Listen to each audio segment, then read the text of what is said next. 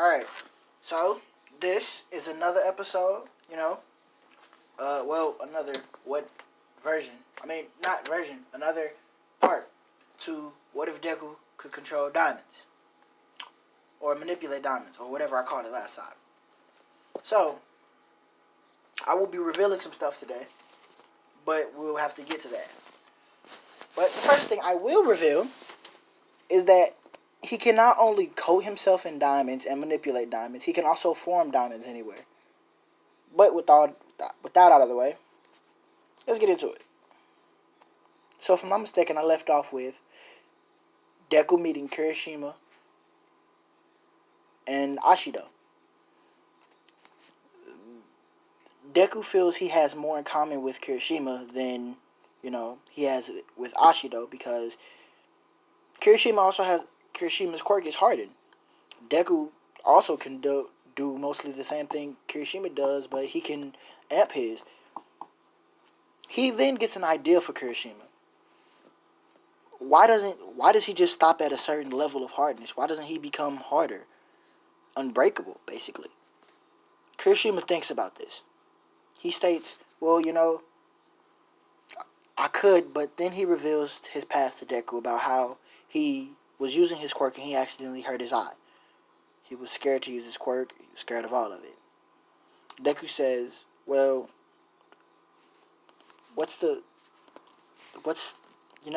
it's a quirk. There's going to be, spots in it that you need to work on. Kirishima thinks about this. He says, you're right. So I'll say Kirishima develops a friendship with Deku. He develops, with Midoriya. I'm going to cross out the Deku part. And Bakugo knows this time that he's not the strongest because Deku is. So Deku is now taking down he's taken down one villain with Kirishima. The 10 months pass and Deku's been thinking up of new weapons to create. He's thought of bows, he's thought of, everything. He's also found out that he can not only, I'm not sure if I said this last time, but he can not only just, manipulate diamonds. He can form them. He can make them levitate, make them float. And if he's standing on it as well, he can also make it float. So that's hinting to a new ability. Well, a new, add-on to the quirk. Just think of Silver Surfer. Dang it, I spoiled it. Anyway, sorry. So, the 10 months pass and Deku's thought of all these amazing things to do. He's created all sorts of diamond equipment, everything. But his main choice in, weaponry is spikes at the end. Is gauntlets, diamond gauntlets. So, the 10 months come. The 10 months pass, and Deku's going to the UA entrance exams. On his way in, he sees Kaminari and Ashido. Ashido says, "Hey, Diamond Head." Deku says, "Can you not call me that, please? I don't like it. It's offensive to my quirk." Ashido says, "Well, I don't see how. You're diamond, and your head gets coated, so you're Diamond Head." Deku says, "You know what? Fine, you win this one. Diamond Head it is, I guess." Kirishima starts to laugh and says, "Let's go. We gotta get to the exams." As they enter the exams, Deku doesn't trip and meet Uraraka. Oh yeah, and who do you guys want me to ship Deku with in this? I'm just thinking, because, Alright, so... Oh, and I should give you an update about that. Deku has, did the thing with the diamonds. He's seen how much they're worth. And it came back to about, let's say,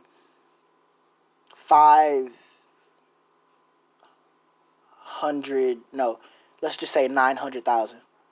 $900,000. Well, 900,000 yen, basically. And Deku is amazed. That much money? That'll do him great. No, actually, let's say 1,000,000 yen. Yeah, 1,000,000 yen. So he has 1,000,000 yen in the bank right now. Deku has an actual pretty good quirk. He gave some of the money to his mom, so they moved to a better house. All right. Deku never trips, meet to a rocket just yet. Uh, but then he goes in.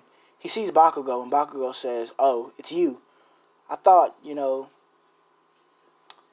I didn't actually expect you to come. Well, it's good to see you, I guess." And he goes about his day. He knows he's not the best, so he doesn't have that personality. He knows that his quirk isn't as shiny as Deku's. Oh, and there's different types of diamonds. I should also mention that because I'm going to hint that into the USJ. Well, not the USJ Attack, the UA Sports Festival. But let's just get into this. So he takes the test. Well, yeah, he takes the test and he does pretty well. I'll say he gets 95% of the questions right. I don't want him to be too smart. So I'll say he reached the top, maybe 5. Yeah, top 5. Then, he then comes the robot part. Principal Principal Nezu explains that there's 4 types of robots. There's 1-pointer robots, 2-pointers, and then 3-pointers. Then there's the 0-pointer. Ida says, "Well, what do you mean 0-pointer? Well, what do you mean 0-pointer robot?" Sorry, I had just paused. That's when Principal Nezu says, "It's a robot that we don't encounter often. If you see it, you should most likely probably just run because it's not really worth any points. It's just a gigantic, catastrophic robot." Ida says, "Oh, well, yes, okay, I understand." Deku then, so the exam begins, and, I mean, ugh. Principal Nezu tells everyone to go to the, training ground. And he wants to get to the front gate. Ida comes and interrupts him and says, "I don't think you should be psyching people up and disrupting people." Well, since Deku's a nice person in this one, he's not really that cocky like, everything. Deku says, "Well, I just want to get to the front. If you want to be the first person out, then you'd have to, be the first at the gate, right?" Deku smiles. Ida says, "Oh my God, why haven't I thought of this? That's amazing." He also says, "I exempt you for being the better student." Deku then say thanks. So Deku, Mighty Mike says 3, 2, 1. And then Principal Nezu states, "There will be no countdowns in a real battlefield. Go!" And everybody then zooms off. Deku then begins to form a sort of sharp disc. And he throws it from the starting line. It starts to float first, and then it starts zooming towards each robot, defeating a 1-pointer, 2-pointer, 3-pointer, 3-pointer, 3-pointer, 3-pointer, 3-pointer, 2-pointer, 1-pointer, and it's just going. It's constantly going. Everyone's wondering, what? How is this possible? Then Deku coats himself in diamonds and then brings out his gauntlet. The disc is still doing its thing. It's searching for robots, But then it just goes back to Deku. Deku then implants it back onto him, and it becomes one with him. Everyone sees and says he must have some sort of diamond quirk. That's amazing. No one's ever had an elemental quirk like that. Since diamond is the element of earth, it's a rare element, actually. So then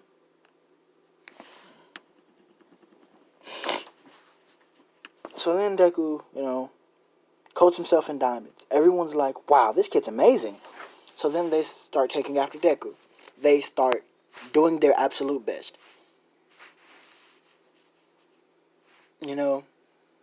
They start. Well, Deku then begins running onto the field. For some reason, he's going faster and faster and faster. It's almost as if he's floating. That's when everyone sees that Deku doesn't just have an armament type quirk. He has a control quirk. He's controlling the diamonds. He's controlling himself. He's flying. Just then, Deku stops in front of robots and then starts bashing their faces in. He crushes each robot, ripping them from piece to piece to piece, smashing, punching, destroying cores, all of it. Just then, as Deku's reaching the hundreds,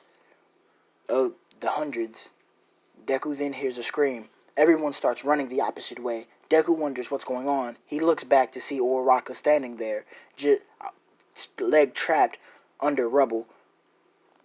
Then he looks up to see what she's screaming at. He sees the 0-pointer robot. He says, oh no, I can't let that thing step on her. She'll die. Deku then runs towards the 0-pointer robot. He then slams his hands on the ground, and then diamond spikes come shooting through the ground. Everyone's wondering, is this kid really? How is this happening? Deku undoes his diamond armor because he can't do. Diamond is just, it's his hands can't physically touch the ground because of the gauntlets and all of that. The robot then focuses its attention to the immediate threat, and that's Izuku. That's Midoriya.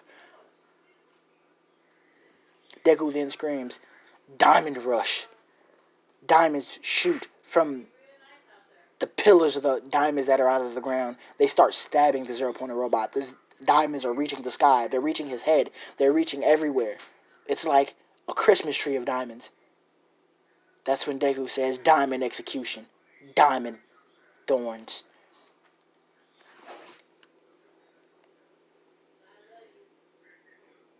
Deku then as the 0-pointer robot starts to disable. The judges, All Might, and everyone else, all the other heroes that were watching, are standing in shock. Did this kid really just overpower the 0-pointer robot in one move? That's crazy.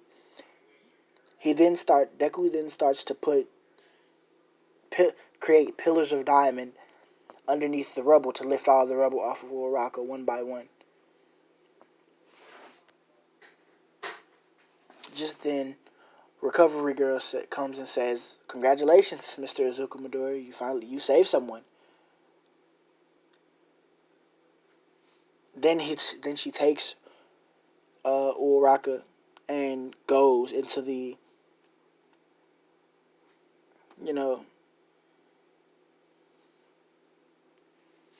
the recovery room to heal up. Just then, All Might comes out and says, "Wow, that's pretty amazing."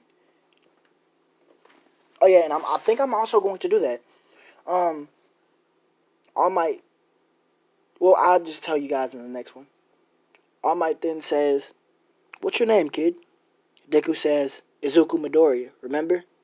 I'm the kid who stopped the sludge villain, and also that villain who was following those girls." All Might says, "I'm impressed. I would like to talk with you later." And that'll be the end of this what if. I know it was pretty short, but if we can hit maybe 7 likes, sure. Yeah, 7 will do. I'll do a next part. And I'm also thinking of giving One for All to either Mirio, Kirishima, or Deku. Just tell me which one you guys will want in the comments. And plus Ultra.